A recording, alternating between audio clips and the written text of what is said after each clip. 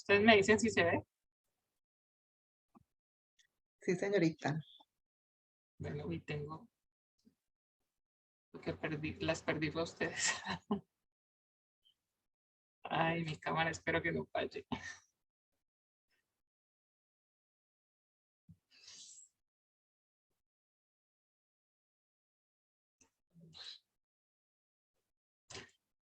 Es que está fallando la cámara, entonces a mi esposo también, ya no sé por qué.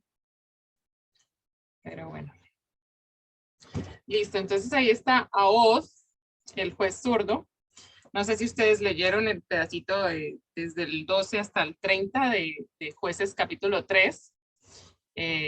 La verdad es una historia muy interesante, que una vez yo le enseñé a los niños como de cuarto primaria y les dije que hicieran como un cómic de esta historia. Y entonces eso fue muy interesante porque claro, lo que ocurre es como muy explícito, entonces ellos lo dibujaron tal cual y es muy bonito ver cómo ellos dibujan estas cosas, ¿no?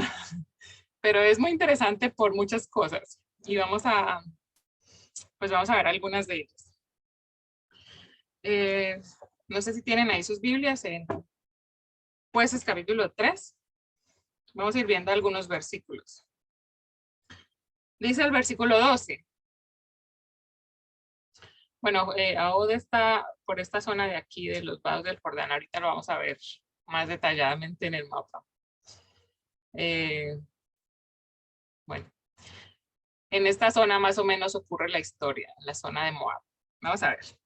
Dice el versículo 12, volvieron los hijos de Israel a hacer lo malo ante los ojos de Jehová. ¿Y qué dice allí? Y Jehová fortaleció a Eglón. O sea, ¿quién lo hizo? Dios, ¿verdad? Dios fortaleció a Eglón. Y empezamos aquí en esta parte donde dice Israel peca. Israel peca y provoca el enojo de Dios. Y Dios los somete a Eglón. Pero no bastando con Eglón y con el permiso de Dios de ser sometidos a Eglón, dice que él juntó a los hijos de Amón y Amalek y vino e hirió a Israel y tomó la ciudad de las palmeras. Entonces es muy interesante que dice, bueno, ellos hicieron lo malo ante los ojos de Dios. Dios fortaleció a Eglón, rey de Moab, contra Israel, porque ellos habían hecho lo malo contra Jehová. Entonces ellos hacen lo malo, Dios permite que este rey se fortalezca y él toma otros dos aliados y va y toma Jericó. ¿Recuerdan Jericó? Jericó ya había caído, ¿se acuerdan? Jericó cayó rodeándola 7 veces y cayó toda completa al suelo. Y bueno, entonces allí va y toma esta ciudad y él empieza a gobernar desde allí. Esta ciudad está en este lugar. ¿Sí la ven en el mapa? Y desde allí dice, y sirvieron los hijos de Israel a Eglón, rey de los moabitas, 18 años. 18 años, imagínense. Él se hizo el rey y desde este lugar que queda por acá, si lo ven en el mapa más grande, desde ese lugar él gobernó toda la región, ¿verdad? Todo Israel lo gobernó desde Jericó. Y entonces él se tomó a dos más. Se tomó a los amonitas, si ustedes lo ven, están en este lado, aquí.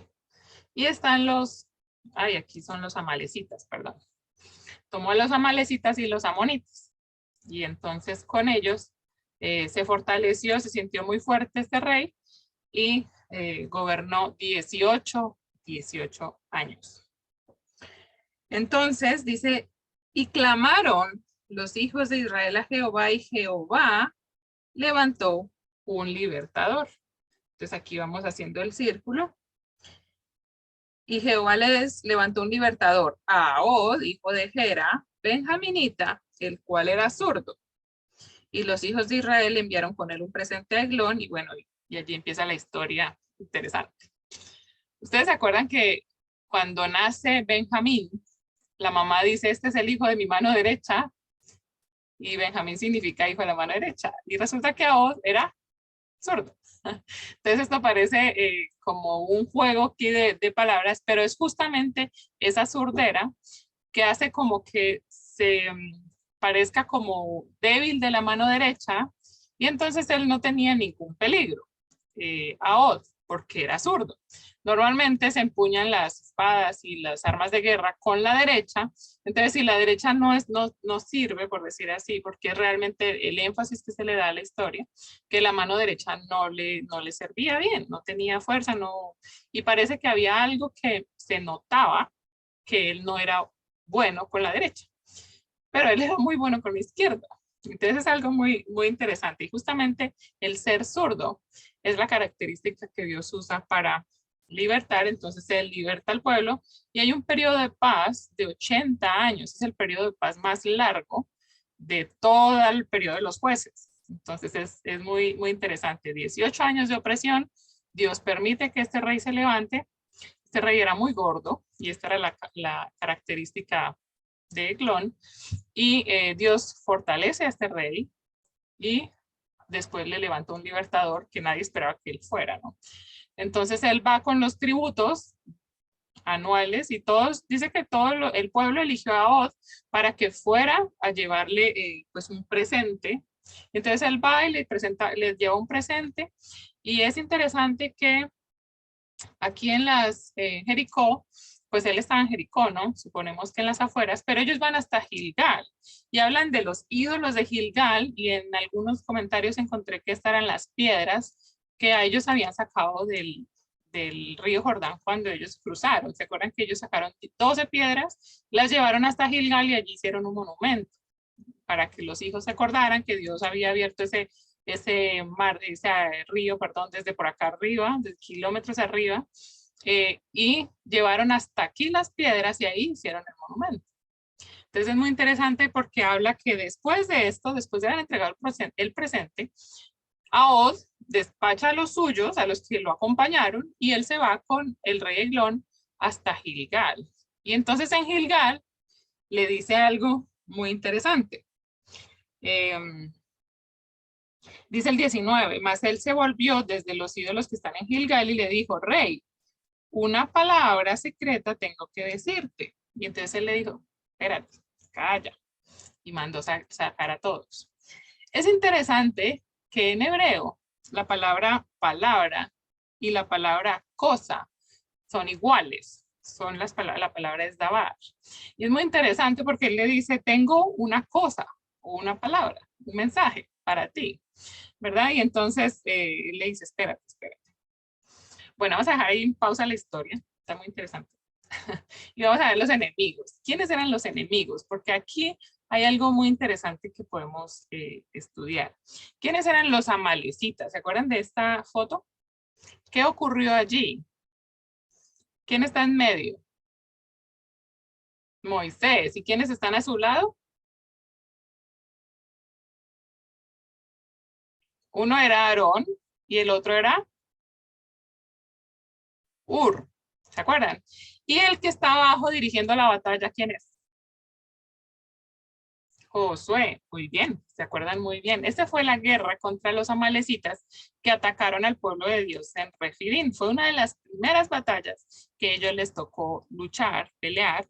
Y Moisés estaba arriba en la montaña con los dos, que cuando les bajaban las manos, se le bajaban las manos, entonces el pueblo iba perdiendo. Y cuando Moisés levantaba las manos, iba ganando el pueblo. Entonces ellos decidieron ponerle una piedra y sujetarle las manos para que las tuviera siempre en alto, y ese día Josué derrotó a los amalecitas.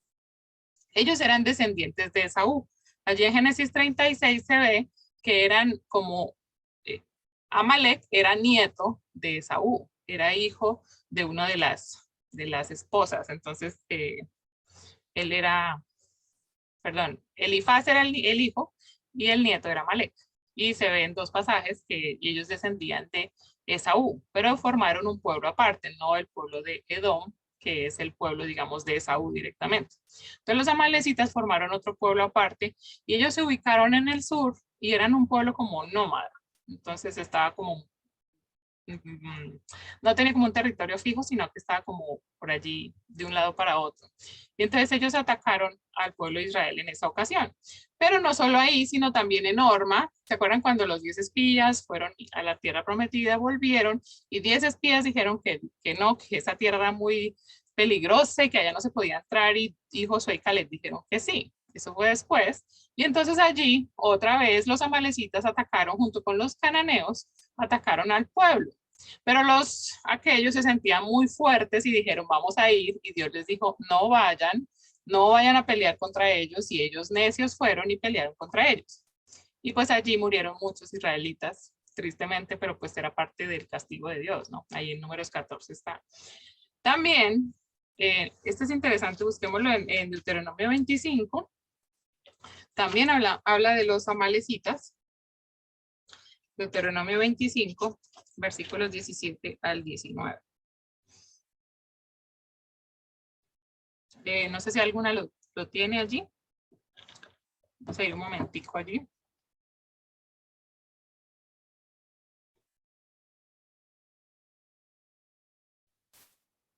¿Alguna lo tiene? Deuteronomio 25, 17 al 19.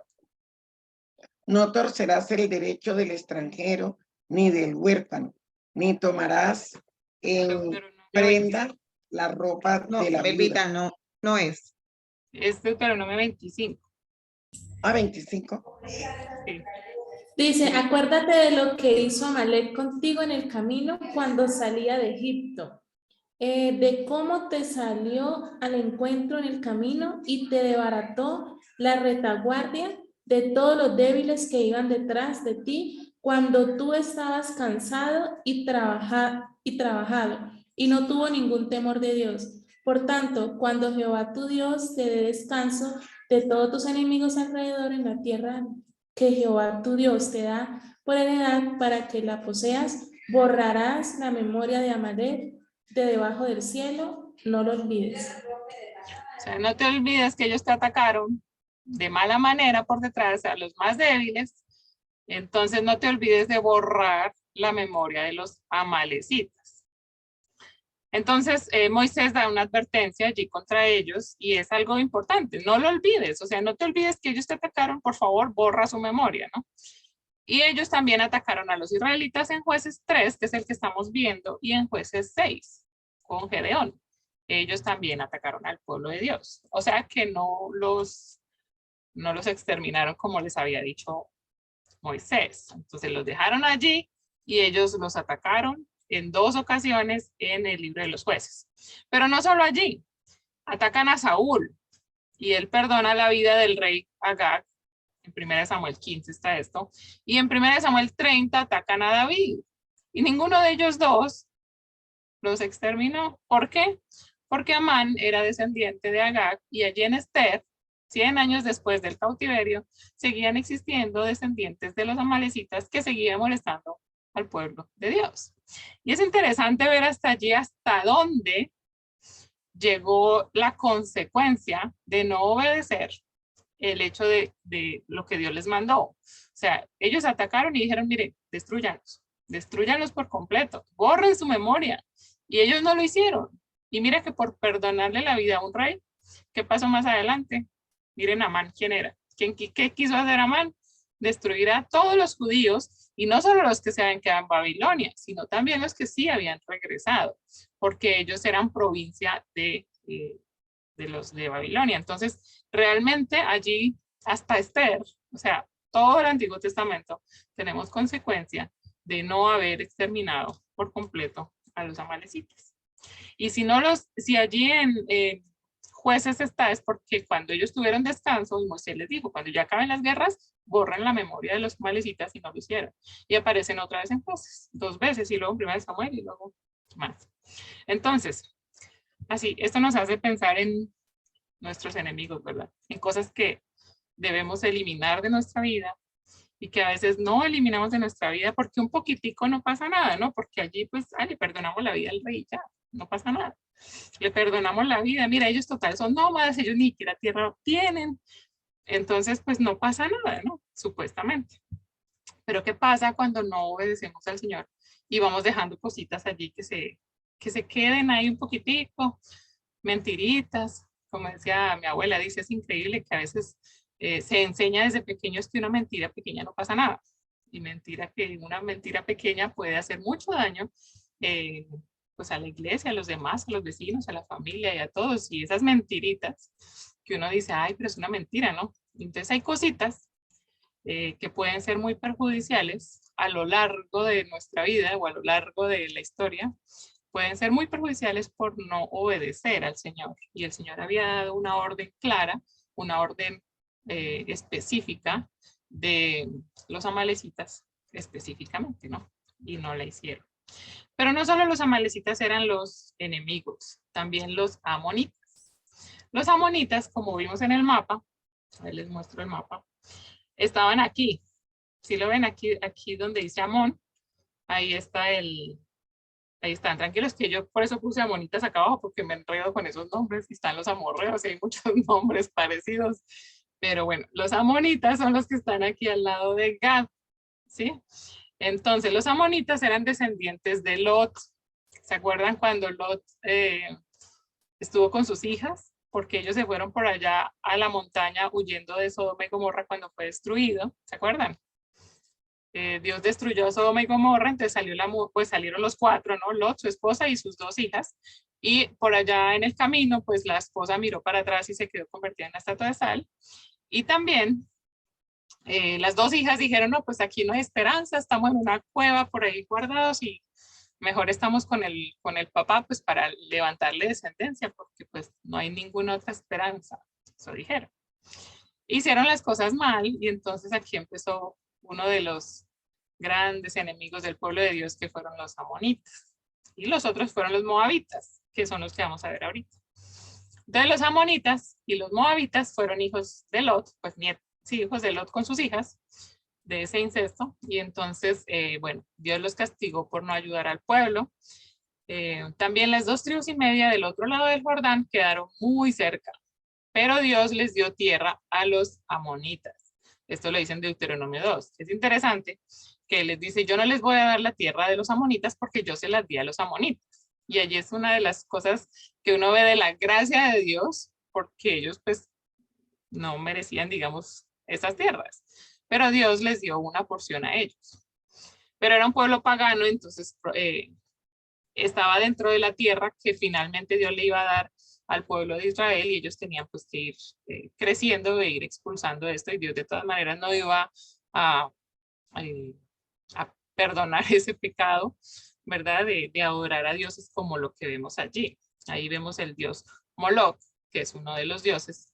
Ellos eran muy crueles. Cuando ellos ganaban una batalla, ellos dice la Biblia que abrían los vientres de las mujeres embarazadas. O sea, es una cosa muy cruel, y la forma en que siempre se describe es como muy cruel. Y Salomón se casa con una amonita. Entonces Dios sí les dice muy claramente que ellos no deben casarse con extranjeras de esos pueblos que adoran otros dioses. ¿Por qué? Porque esos pueblos, esa influencia les iba a caer a ellos, y ellos iban a adorar más fácil a esos dioses que a Dios. Y yo no sé si ustedes escucharon estos días, comentaba en un devocional que mi hija me preguntó, mami, ¿por qué es tan difícil que los israelitas adoren a Dios y es tan fácil que se vayan detrás de estos dioses? ¿Por qué es tan fácil, sabiendo que pues, son dioses que dan miedo, son dioses que tienen pues apariencias horribles, y que aparte de eso piden sacrificios humanos y piden prostitución y cosas de esas, ¿no? Porque los cultos de ellos eran terribles. Y entonces, claro, mi esposo le dijo, es que ellos son dioses creados por hombres. Entonces, de alguna manera están como muy apegados a nuestros deseos y muy apegados a nuestra humanidad. Pero Dios es santo, Dios es diferente, y Dios es el que pide de nosotros algo diferente. Entonces, por eso es tan difícil, digamos, obedecer a Dios. Es más difícil que obedecer a dioses de este tipo, que aunque sean más feos, pero es que ellos son creados por los deseos humanos y están más apegados a los deseos humanos porque son creados por hombres, ¿sí? No son creados por el creador de nosotros. Entonces, claro, Dios pide una santidad, y en pues en el Antiguo Testamento vemos tan claramente esa santidad de Dios, y cómo Dios exige de nosotros la santidad, y cómo Dios pide que seamos diferentes, que pues nuestra calidad de vida, digamos, debe ser una ofrenda hacia Dios. Y esto es diferente a lo que piden estos dioses. Entonces, es muy interesante esto. Entonces era un pueblo pagano que adoraba a Moloch, que está aquí, y Milcom, que era otro dios. Y bueno, Salomón se casó con una monita y recordemos que Salomón, el problema más grande de Salomón es que inclinó su corazón a los dioses de todas sus esposas. Y allí fue donde se desvió su corazón de Dios y él empezó a adorar otras cosas. Nabucodonosor los conquistó y hoy, bueno, son parte de los árabes. Pero entonces, esto nos enseña que si el Señor nos ha dicho que, digamos, no nos casemos con ellos, con las personas del mundo, que no nos unamos en yugos iguales, porque el Señor es sabio y porque Él es nuestro Dios y exige de nosotros que le honremos con todo lo que hacemos, ¿no? Y entonces debemos tener cuidado, digamos, las que no están casadas a la hora de casarse, justamente por esto, porque el corazón es débil y cuando hay sentimientos de por medio es fácil llevárselos al terreno humano en vez de al terreno divino, ¿no? Entonces es más fácil ir hacia el mundo, ir hacia el dejar de agradar a Dios, que ir hacia el agradar cada vez mejor a Dios, cada vez más a Dios, cuanto más le conocemos, ¿no? Entonces, bueno, estos eran los amonitas. Aquí están los moabitas y pues aquí hay una gracia. Por eso fue muy, muy bien elegido el himno al inicio, ¿no? Habla de la gracia de Dios y aquí habla de la gracia de Dios. Porque esta mujer, ¿quién es?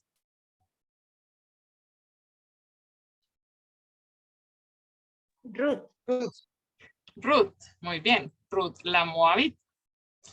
Ellos eran descendientes de Lot, de la otra hija, de la hija mayor de Lot, y se ubicaron en la región cerca de Zoar. Zoar fue la cueva donde ellos huyeron y ahí nacieron estos niños. Balac, el rey de Moab, llamó a Balaam para maldecir al pueblo, en Números 22, y hay un versículo que el mismo Balaam habla proféticamente de Jesús y dice en Números 24, 17, dice, saldrá estrella de Jacob y se levantará cetro de Israel y herirá las sienes de Moab y destruirá a los hijos de Set. Y él mismo estaba profetizando contra Moab cuando Balac, que era el rey, lo había llamado para maldecir al pueblo de Dios. Pero ¿por qué él lo llamó para maldecir al pueblo de Dios? Porque le tenía miedo. Él le dijo, ven, mira, están acampando aquí esta gente y yo he escuchado de ellos cosas malas, ellos son un pueblo terrible. Y se acuerdan de esa historia que es muy, muy interesante y resulta que en vez de maldecir al pueblo, Dios le habla a Balaam y le dice, no, no, tú vas a hacer lo que yo te digo, tú vas a hablar lo que yo te digo. Y Balaam tuvo que bendecir al pueblo de Dios en 4 oportunidades. Y no solo eso, sino que habló en contra de los moabitas, ¿verdad? Porque era realmente lo que Dios había dicho. De los moabitas tenemos muchas historias, pero tenemos la historia de Gracia, que es la historia de Ruth, cuando en el tiempo de los jueces, esto lo vamos a ver más adelante, en el tiempo de los jueces, Noemí con Elimelech se van a Moab, justamente porque ellos en una de esas que no tenían comida, entonces se van de la casa del pan a Moab y allá estuvieron durante unos años, ¿no? Y entonces Ruth se casa con uno de los hijos de Noemí y este hijo muere. Y entonces Ruth le dice a Noemí, mira, tu Dios va a ser mi Dios, tu pueblo va a ser mi pueblo y yo no te voy a dejar. Y Ruth termina siendo la abuela de David, el rey, y entonces el libro de los jueces, por decir así, incluyendo a Ruth, termina con esta esperanza. Y esta es la gracia de Dios, ¿verdad? Porque aunque a veces las cosas no las hacemos, digamos, como Dios lo pide de nosotros, Dios tiene gracia y hay varios finales felices, lo cual no justifica que nosotros podemos hacer cualquier cosa, pero la historia de Ruth sí nos enseña que hay buenos finales y que Dios tiene misericordia cuando hay una conversión y un arrepentimiento de corazón. Entonces ahí está Ruth en la genealogía de Jesús, nada menos. Y Rahab también está allí, ¿verdad? Como muestra de la gracia de Dios. Jericó, que fue el lugar donde estaba reinando el rey Eglón, fue destruida y fue ofrecida a Dios como holocausto. Dios merece lo primero de todo, ¿no? Dios merece el primer lugar de todo y Dios merece las primicias, tanto del grano como de las ovejas, como de los animales, de los hijos. Dios merece lo primero, ¿verdad? Y Jericó fue la primera ciudad en ser conquistada y debía ser quemada completamente como un holocausto a Dios, y es algo interesante porque dice que es una ciudad que era anatema, pero anatema también era una ofrenda completa a Dios. Digamos que debía ser quemada completamente porque era suficientemente inmunda. Entonces debía ser quemada completamente a Dios, y en este caso Dios la pide como holocausto, y por eso el pecado de Acán es tan grave, porque le está quitando las cosas que son de Dios, y está robando directamente a las cosas de Dios. Entonces eso debía ser quemado porque era una ofrenda completa a Dios, como las primicias. Entonces fue destruida completamente, y Josué en Josué 6:26 dice, maldito, ahí sí dice maldito, el que vuelva a reconstruir esta ciudad. Y lo dice lo dice así, y de hecho eso se repite en otro lugar. Dice, no puede ser levantada. Dice, hizo juramento Josué diciendo, maldito el nombre de Jehová, delante de Jehová el hombre que se levantare y reedificar esta ciudad de Jericó, sobre su primogénito eche los cimientos de ella. ¿Ves? Ahí está y sobre su hijo menor asiente las puertas. Bueno, entonces ahí dice, maldito delante de Dios el que reconstruye esta ciudad. Si esta ciudad, en esa ciudad se pasan los hechos que estamos viendo, es porque esa ciudad, ¿qué pasó? ¿Se obedeció esto? No. Y en esa ciudad ocurrieron estos hechos, desde allí gobernaba este rey, pero esta ciudad había sido reconstruida. No sabemos por quién, no sabemos cuándo, pero de todas maneras sí estaban faltando a esta maldición que había hecho Josué. No sabemos qué hizo Dios con la persona que lo reconstruyó, pero de todas maneras estaba reconstruida, y esto es algo que también es interesante, porque esta ciudad no debía ser reconstruida. Y por más bonita y todo que fuera, pues Jesús luego tenía buenos amigos. Jesús también pasa allí cuando está lo de Saqueo, ¿no? Pasa por allí, esa ciudad todavía existía. Yo no sé qué empeño en volver a levantar cosas que Dios ya había dicho, destruyanlas completamente, ¿no? Entonces, pero bueno, si Dios no manda un rayo del cielo, así como en Sodoma, entonces porque hubo gracia de su parte. Sin embargo, allí se encontraba el rey Eglón, ¿verdad? Entonces, allí dejamos nuestra historia en pausa. Entonces, ¿qué habíamos dicho de la historia? Y es que Ahod era ¿cómo? ¿Cuál era la cualidad de Ahod? Zurdo. Era zurdo. Esa fue la cualidad que Dios usó. ¿Por qué fue él a donde el rey? ¿Por qué fue él? ¿Se acuerdan? ¿A qué fue? A llevar el tributo.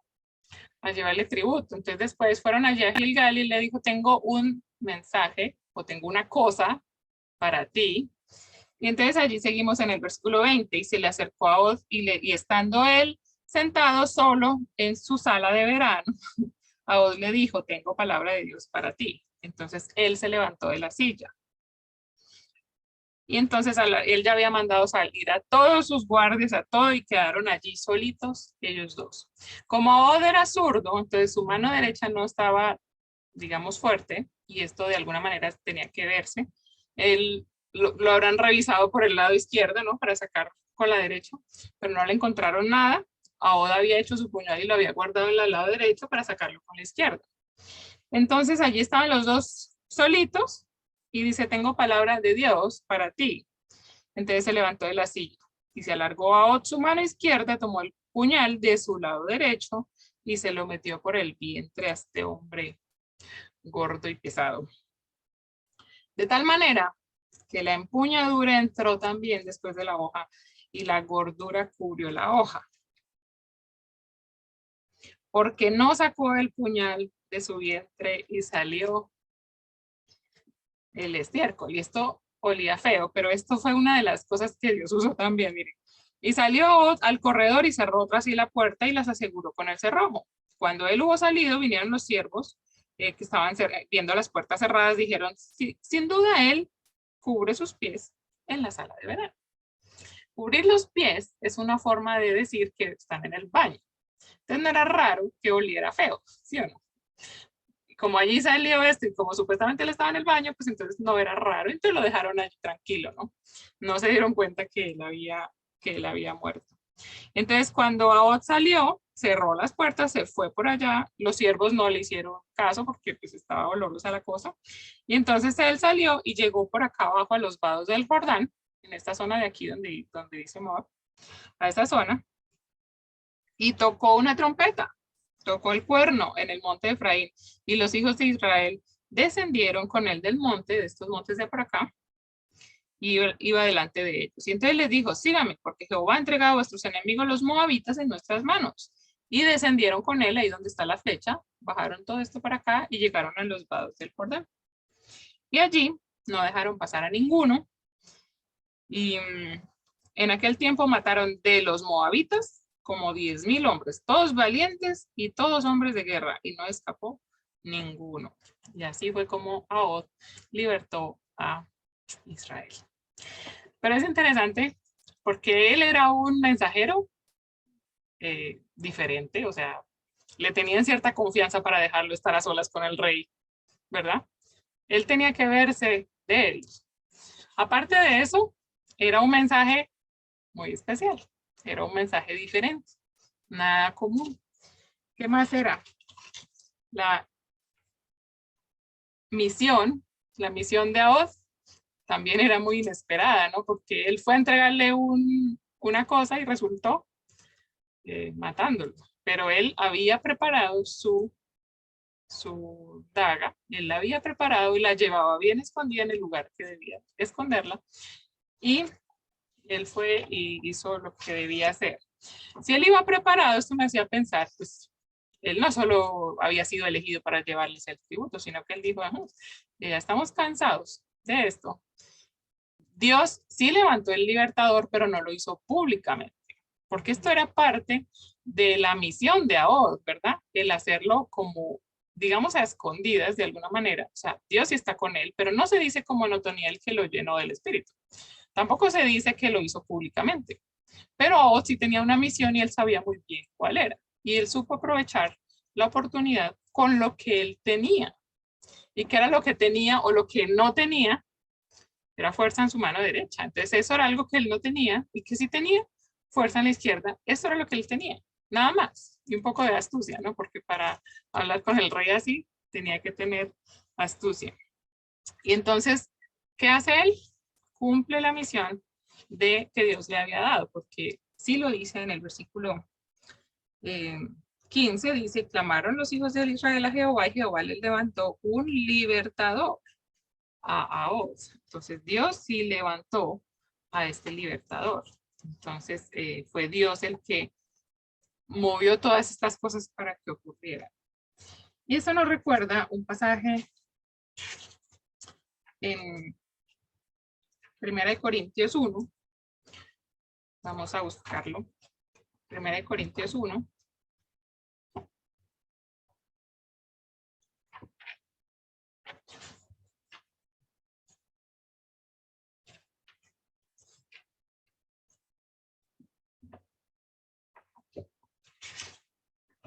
(26) al 29. No sé si alguien lo tiene.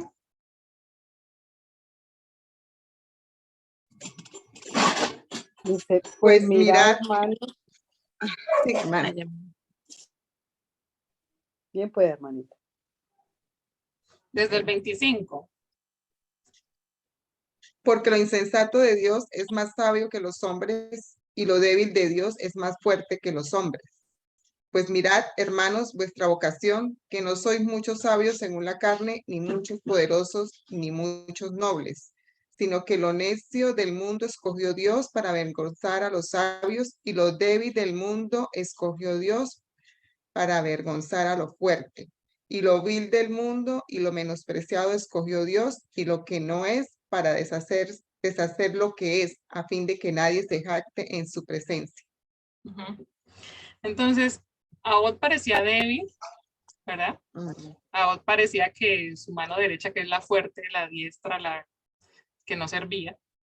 Pero esa debilidad, digamos, lo hizo fuerte porque Dios estaba con él, porque Dios lo había levantado a él con esa característica para hacer lo que él quería.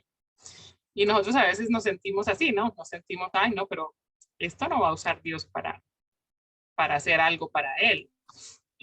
Yo no puedo hablar, dijo Moisés, ¿verdad? Y varios tenían excusas. De hecho, en Jueces vamos a ver varias personas muy peculiares, digamos, muy diferentes entre ellos, a los que Dios levanta para su tarea. Y todas son diferentes, actúan de manera diferente, con instrumentos diferentes, y lo de Ahod fue solamente una daga, pero la fuerza de su mano izquierda. Y entonces lo débil del mundo a veces es lo que Dios escoge. ¿Para qué? ¿Qué? Para que nadie se jacte en su presencia, para que Él sea el que se lleva la gloria de lo que hacemos. Y a veces esto es lo que se nos olvida, ¿no? Que puede ser que hagamos poco, pero debemos hacer lo que Dios nos pide que hagamos. Porque eso es lo que digamos, nuestra fuerza está en que es Dios el que está utilizando mi parte débil para su gloria. Y esto es lo que nosotros debemos pensar en todo momento. Quizás yo no puedo hacer mucho, quizás ustedes dicen, no, pues es que yo en la librería todo el día, ¿verdad, hermana? O quizá otra hermana dice, no, esto por allá en Esperanza, ¿qué hago, no? Pero cada uno, el Señor nos ha puesto algo que hacer y algo que sí debemos hacer y es para Él. A veces pensamos que es poquito y a veces pensamos que no tenemos como, por ejemplo, ay, el don de la enseñanza, ay, no, hermana, yo es que no, eso no, pero a ti te puso a hacer otra cosa. Y a mí me puso a hacer una cosa, pero no otra cosa. O sea, no nos puso a todas las mismas funciones, porque somos un cuerpo y cada uno tenemos una función diferente. Y lo más importante es que con eso que Dios nos dé, le estemos sirviendo a Él para su gloria. O sea, con ese pensamiento de que es a Él a quien estoy glorificando en lo que Él me puso a hacer. Que puede que a mí me parezca que no es mucho. Y puede que a otros hermanos dicen, ay, pero usted tal cosa, ¿no? Pero es que si uno está seguro que es Dios el que le pide a uno estar orando día y noche por los hermanos. No sé si escucharon el devocional, creo que fue ayer. Moisés estuvo 40 días orando por el pueblo para que Dios no lo destruyera. Y esto fue muy importante para que Dios no destruyera al pueblo, porque con ese becerro habían ofendido enormemente a Dios. Pero Moisés estaba allí 40 días orando por el pueblo. Y qué tan importante es para todos que haya personas que estén orando por los demás, unos por otros y todos por el pueblo de Dios. Y realmente este ejército de oración no se ve, es algo que no parece muy fuerte, pero es una cosa que hace mucho más que mucho que podamos hacer, digamos, de otra manera. Entonces, ¿qué nos pide el Señor? Que en lo que Él nos ha dado, le sirvamos. Que Él puede obrar en cosas pequeñas, que Él puede obrar de maneras que no entendemos, que Él puede usar lo que a nosotros nos parece débil para hacer algo grande. Y a veces es algo pequeño, pero cada uno haciendo algo pequeño en su lugar donde Dios lo ha puesto, pensando darle la gloria a Dios. Esto es algo muy importante. Entonces, tenemos que pensar en esto, que quizás si estoy haciendo lo que el Señor me pide, puede ser que no me vea fuerte, pero pues es lo que el Señor me está pidiendo que haga y es lo que debo hacer, cada uno. Por otro lado, ¿quiénes son nuestros enemigos? Puede ser que sean cosas que no hemos eliminado por completo de nuestra vida, que pueden tornarse en enemigos muy grandes para nosotros a lo largo de nuestra vida, incluso de la iglesia, como hablaba de las mentiritas, que a veces pueden ser pequeñitas y ahí va a dar mentirita, mentirita y al final hacen mucho daño. De esto hemos visto hermanos que piensan que sirven al Señor, pero de verdad que con esas mentiras hacen mucho, mucho daño y pueden entorpecer muy grandemente la obra del Señor. Con cosas pequeñas como cizañas, como mentiras, como envidias. Entonces cuidemos esas cosas pequeñas y si el Señor nos dice que las eliminemos, pues eliminémoslas completamente, ¿no? Pues con su ayuda obviamente y en oración, y esto no es fácil, es una cosa de estar todo el tiempo buscando al Señor y confesando y pidiéndole a Él ayuda. y buscando todos los días acercarnos a Dios para que Él nos ayude a eliminar estas cosas que pueden hacernos mucho daño, ¿verdad? Nuestros enemigos también pueden ser ídolos, cosas que le quitan el primer lugar a Dios, que pueden contaminarnos, o pueden ser personas que pueden contaminarnos porque no adoran a Dios y, ay, un día que no vayas no pasa nada, o como aquí hay algunos hermanos que piensan que si van entre semana ya el domingo no importa, y eso no es así, porque el domingo es el día del Señor y vamos a adorar al Señor. Pero esas son ideas que nos van metiendo en la cabeza, o por ejemplo como madres, hay ideas que nos van metiendo en la cabeza que no importa si no corriges a tu hijo porque es que eso ya pasó de moda y entonces tú tienes que hablar con él, hablar, negociar. Y al final puede ser que no sea tan bueno como lo que Dios manda. Y son ideas que se van metiendo ahí en la cabeza. Y también aquí, pues, ¿de dónde salieron estos enemigos? Justamente de las malas decisiones. Hay algo aquí que quería mostrarles que me parece muy bonito.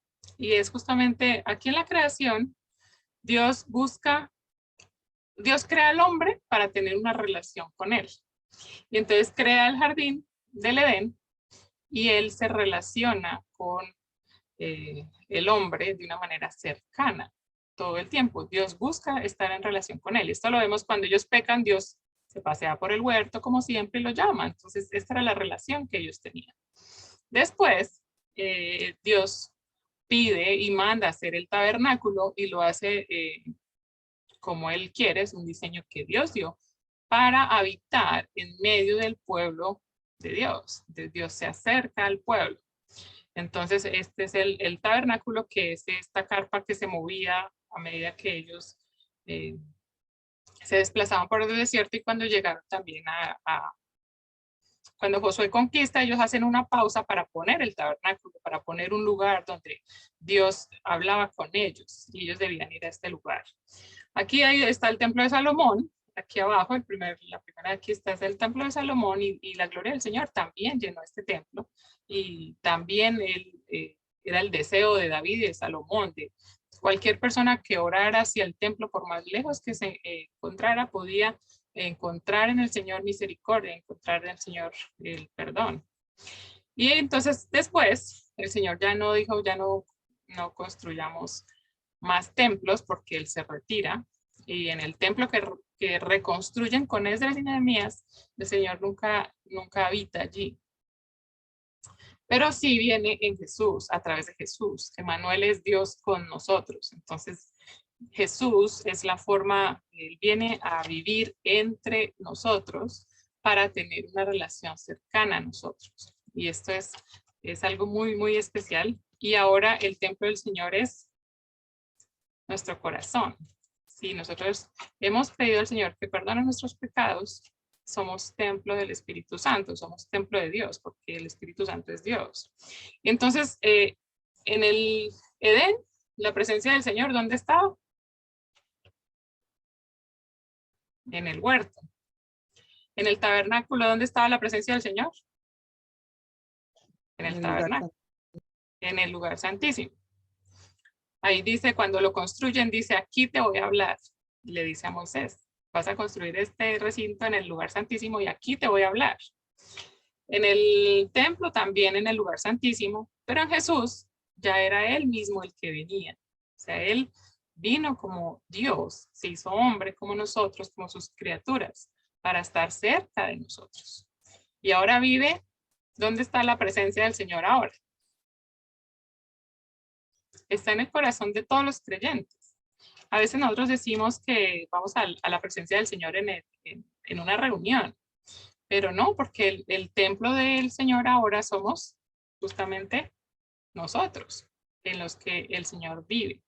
¿Y por qué hacía esta referencia? Porque muchas veces todas estas cosas de atrás pasan porque no somos conscientes que nuestro corazón es el templo del Espíritu Santo. Si nosotros hemos pedido al Señor que venga a nuestro corazón, entonces nosotros somos el templo del Espíritu Santo. Y Él vive en nosotros. Y entonces esto es, por un lado, deberíamos como ser más conscientes, porque justamente todas esas cosas que dejamos y dejamos y dejamos, el Señor sabe cuáles son, no les podemos esconder nada. ¿verdad? Entonces, Él nos ayuda porque Él quiere tener el lugar completo en nuestra vida. Pero entonces tenemos que dejar, ¿verdad? Y Él está allí y Él quiere limpiar todo, ayudarnos a cambiar todas esas cosas que tenemos allí a veces pegadas. Miren que aquí donde nosotros vivimos estamos sin agua en este momento. Y el problema es que una raíz se profundizó tanto y llegó y dañó las tuberías. Y ahora estamos sin agua. ¿Y cuál fue el problema? Que no encontraban el daño porque estaba enredada. O sea, había una raíz por allá abajo que estaba dañando el tubo. Y uno de los tubos principales. Entonces, miren cómo pueden llegar a ser todas esas raíces y todas esas cosas que dejamos, cómo pueden llegar a hacer daño, ¿verdad? Y sabiendo que el Señor está en nuestro corazón y Él nos puede ayudar, ¿verdad? Él nos entiende, Él nos escucha. Nosotros no tenemos que desplazarnos hacia un templo para orar, como hizo Ana, como hicieron varios, sino que nosotros podemos arrodillarnos donde estemos, podemos orarle al Señor como estemos, donde estemos, decirle cómo nos sentimos en todo momento, pedirle ayuda para quitar todas esas cosas que nos hacen daño y que hacen daño a los demás. Y por otro lado, pedirle ayuda para servirle y vernos en Él, en lo que Él nos ha dado para que nosotros le sirvamos. Entonces, que el Señor nos ayude a sentirnos útiles en sus manos y también a eliminar todo un montón de enemigos que, como veíamos, puede hacer mucho daño en nuestras vidas. No sé si hay alguna pregunta.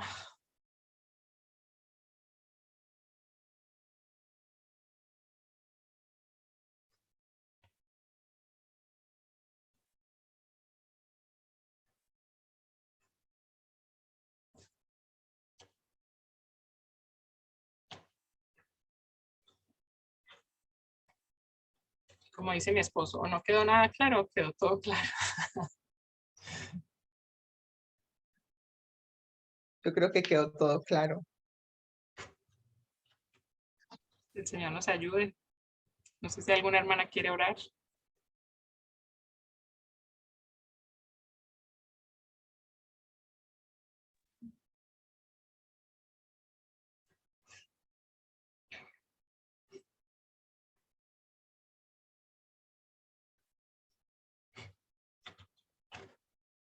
Amantísimo Dios, te damos gracias, Padre, por esta enseñanza tan maravillosa que cada día nos brinda, Señor. Gracias por que le has brindado la oportunidad a nuestra hermana Ana Cristina de podernos enseñar más tu palabra, de darnos a conocer muchas cosas que desconocemos aún de tu bendita escritura.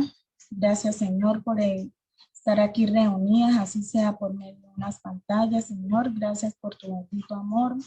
Gracias por esta noche, por este día, Señor, que nos has regalado.